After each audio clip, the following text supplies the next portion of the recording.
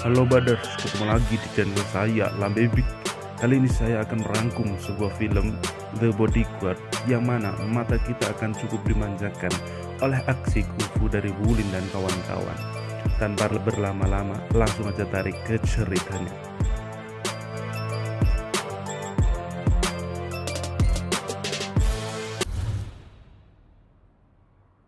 Film dibuka dengan seorang pria bernama Wulin yang sedang melakukan gerakan split di tengah keramaian. Lalu ada bocil yang mengejaknya dengan sebuah es krim dan juga mengencinginya. Kemudian ada beberapa orang yang sedang mengejar seorang bapak-bapak hingga membuat es krim si anak tadi diinjak oleh salah satunya. Dan anak itu pun menangis. Wulin pun turun dari melakukan gerakan splitnya. Lalu ia pun menghampiri bapak-bapak tadi. Sedikit penjelasan. Jadi, Wulin ini adalah ahli kungfu. Ia memfokuskan semua kekuatan pada kakinya, seperti Tiger di film Dragon Tiger Gate. Lanjut, yang ternyata ia menemui beberapa orang itu cuman ingin tahu siapa yang menginjak es krimnya. Lalu pergelutan yang sangat epik pun terjadi. 谁踩了我的甜筒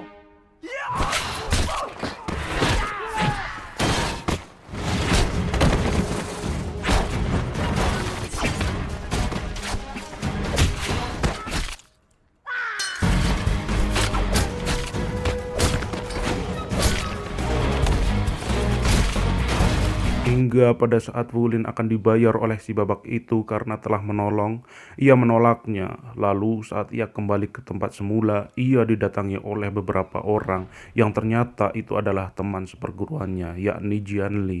Dan Jianli ini adalah seorang yang memfokuskan seluruh kekuatan pada tangannya. Jianli pun mengajak Wulin ke markasnya. Saat mereka sedang berbincang santai, Jianli menunjukkan sedikit kehebatan dengan cara membuka botol minuman. Kemudian Jianli pun menanyakan keadaan gurunya, yang faktanya kedatangan Wulin ke kota salah satunya adalah untuk memberikan kabar bahwa gurunya telah wafat.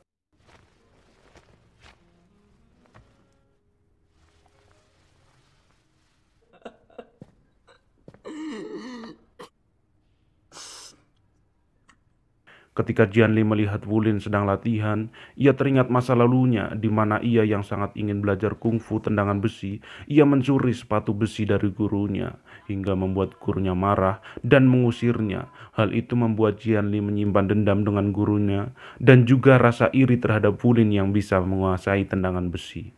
Kemudian dilihatkan Jianli di perusahaan pengawalan miliknya. Sebelum lanjut ke ceritanya, saya jelaskan dulu sedikit di awal bahwasannya Jianli membangun perusahaan pengawalan bersama Tuan Fu dikarenakan Mr. Fu yang tertarik dengan kungfu dari Jianli, dan pertemuan mereka terjadi saat Jianli sedang mencari makan di tumpukan sampah. Kemudian Mr. Fu mengajaknya untuk bekerja dengannya. Kita akan jelaskan Tuan Fu nanti. Lanjut, dilihatkan bapak-bapak di awal film tadi yang bernama Tuan Li. Ia adalah orang terkaya di kota itu. Kedatangannya adalah untuk mencari seorang bodyguard. Lalu dilihatkan beberapa kandidat pengawal.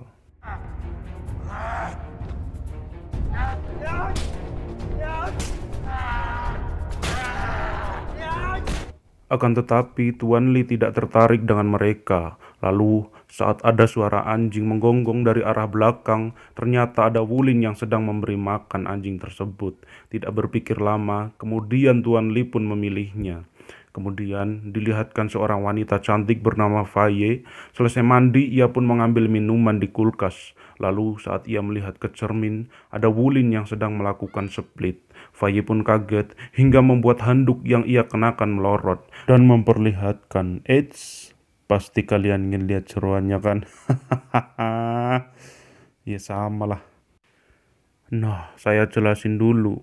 Jadi Tuan Li adalah ayahnya Faye, dan ia mencari pengawal untuk melindungi Faye dikarenakan urusan bisnis yang mengancam keluarganya, bahkan ibunya Faye yang telah menjadi korban.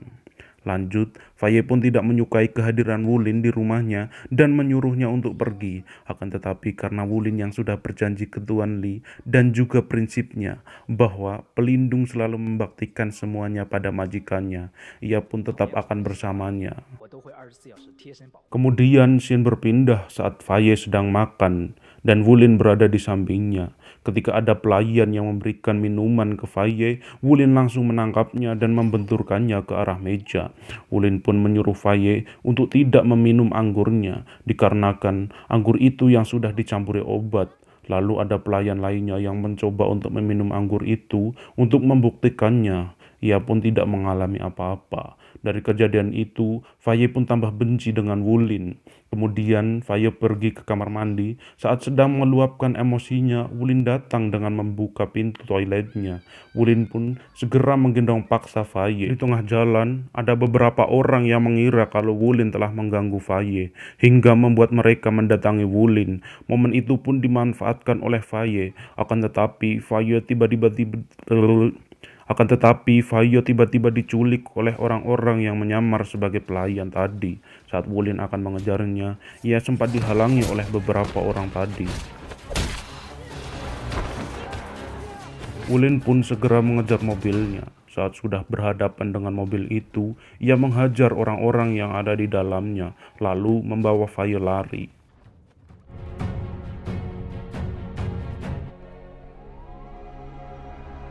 Kemudian dilihatkan Jianli yang mengajak Wulin bertemu, yang tujuannya adalah Jianli menginginkan Wulin untuk tidak usah menjadi pelindung dari Putri Faye lagi.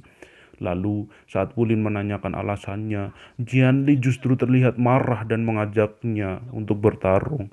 Dikarenakan Wulin yang terlahir dengan bakat alami dalam seni bela diri oleh gurunya, dan Jianli pun ingin membuktikannya.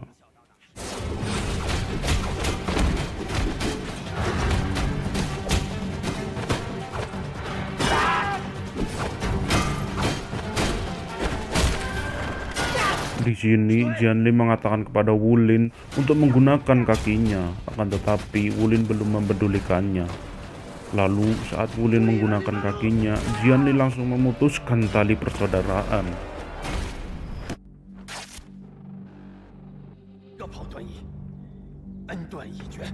Dikarenakan Wulin memakai sepatu yang beratnya masing-masing mencapai 25 kg. Jadi kalau sepasang sepatu mencapai 50 kg, dan ia memakainya sudah 8 tahun. Dan untuk menyempurnakannya, ia harus memakainya selama 10 tahun. Singkat cerita, Jianli mengetes kungfu anak buah terbaiknya untuk melakukan penyergapan Wulin dan juga Faye, yang mereka bersembunyi di sebuah rumah di tepi pantai. Karena kungfu mereka yang dianggap kurang oleh Jianli menyuruh mereka untuk melakukan rencana jahat, di mana mereka harus memasangkan sebuah borgol pada kaki Wulin. Pada malam harinya, Faye dan Wulin disergap beberapa anak buah Jianli. Mereka pun melarikan diri ke tengah hutan. Akan tetapi, Faye berhasil ditangkap anak buah Jianli dan membawanya. Wulin pun sampai di sebuah gudang. Saat ia sedang mengamati sekitar, tiba-tiba kakinya terperangkap sebuah borgol.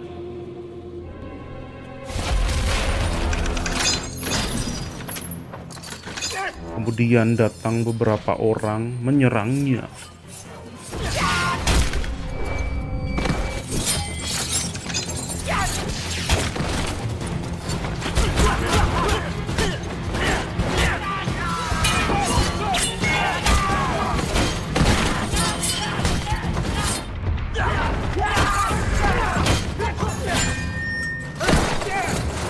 Tapi Wulin yang kaki kanannya terborgol, ia kewalahan menghadapi mereka, hingga membuatnya terkapar tak berdaya. Ia diseret ke tengah hutan. Di sana sudah ada Jianli yang menunggunya. Lalu ia memukulnya hingga membuat Wulin jatuh ke lubang kuburan yang disiapkan untuknya.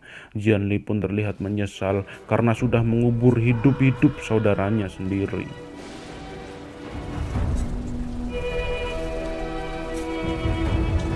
Kemudian nampak ada sebuah tangan yang ternyata itu adalah Wulin. Ia bisa bertahan di dalam tanah dikarenakan ia yang terlahir dengan jantung di sebelah kanan, hingga membuatnya bisa tahan nafas dengan cukup lama. Lalu ia mempersiapkan segala sesuatu untuk balas dendam dan juga menyelamatkan Faye yang masih disekap oleh Jianli dan kelompoknya. Ia pun membuka sepatunya yang sudah dipakainya selama 8 tahun, kemudian memotong rambutnya, dan ia pun mendatangi markas Jianli dengan penampilan yang cukup stylish. Sampainya di dalam, ia sudah dihadang dengan ratusan anak buah dari Jianli. Kemudian ia pun menghajar mereka semua.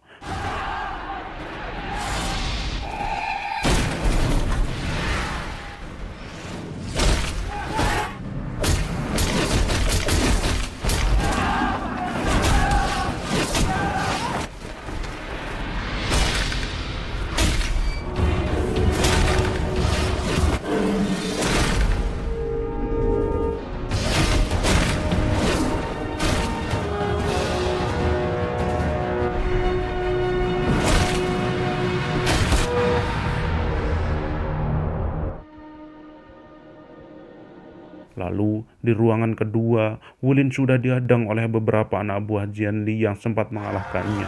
Ia menghajarnya hanya dengan beberapa tendangan.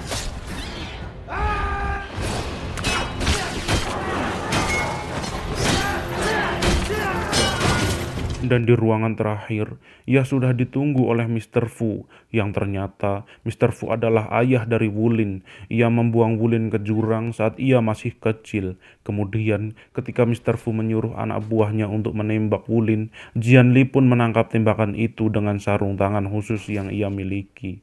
Dikarenakan Jianli yang ingin melihat tendangan besi dari Wulin, mereka berdua pun bertarung. 从小到大，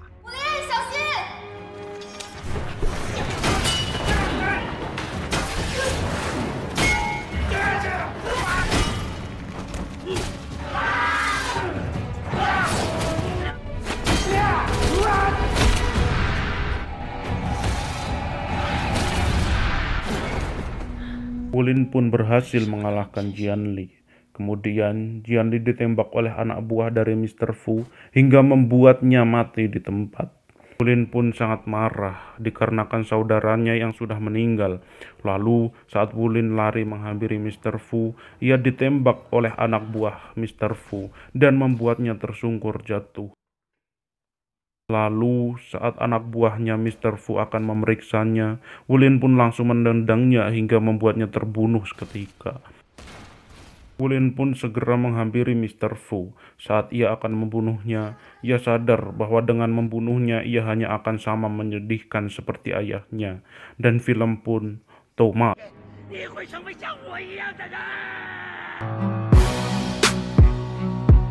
Pesan yang dapat diambil dari film ini adalah ketika kita akan meraih kesuksesan dalam melakukan sesuatu, dibutuhkan sebuah pengorbanan.